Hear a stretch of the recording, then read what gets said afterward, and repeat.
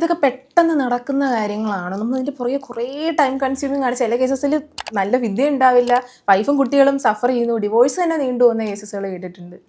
അത് ഒരു ലോങ് പ്രോസസ്സാണ്. നോർമൽ ഡൈവോഴ്സ്, കണ്ടസ്റ്റഡ് ഡൈവോഴ്സ് എന്ന് പറയും. കണ്ടസ്റ്റഡ് ഡൈവോഴ്സ് കിട്ടിയാൽ അതൊരു ലോങ് പ്രോസസ്സാണ്.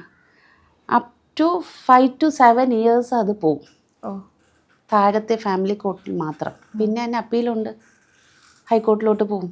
അപ്പം അതൊരു വലിയൊരു, ഇപ്പം ഒരു വയസ്സായ ഒരു കുഞ്ഞിനെ വെച്ചിട്ടാണ് ഒരു അമ്മ കോടതിയിലോട്ട് വരുന്നെങ്കിൽ, നോർമൽ സെൻസിൽ അതൊരു ഡിവോഴ്സ് കിട്ടുകയാണെങ്കിൽ അതൊരു 7 വയസ്സ് ആവും. അതിൻ്റെ അകത്ത് അതുവരെ ആ കൊച്ചിന്റെ കാര്യങ്ങളെല്ലാം അമ്മ തന്നെ നോക്കേണ്ടി. അത് ഇൻട്രീം കൊടുക്കും. നമ്മൾ അതിൻ്റെ ഇടയിൽ ഇൻട്രീം എന്ന് പറഞ്ഞാൽ ഇടയ്ക്ക്, ഇത് ഫൈനലായിട്ടാണ് കൊടുക്കുന്നത്, ഇടയ്ക്ക് കൊടുക്കും. പക്ഷേ നമ്മുടെ കോടതികൾ ഇപ്പോൾ വളരെ ഈ അങ്ങനെ എക്സ്ട്രീം വരെ കാത്തിരിക്കത്തില്ല. ഇടയിൽ വെച്ച് നമുക്ക് കൗൺസിലിംഗ് നടത്തുന്നുണ്ട്, മീഡിയേഷൻ നടത്തുന്നുണ്ട്, ഇത് ചേർത്ത് കൊണ്ടുപോകാനുള്ള ശ്രമം നടത്തുന്നുണ്ട്. ഇതെല്ലാം നമ്മൾ ഇടയിൽ നടക്കുന്നുണ്ട്.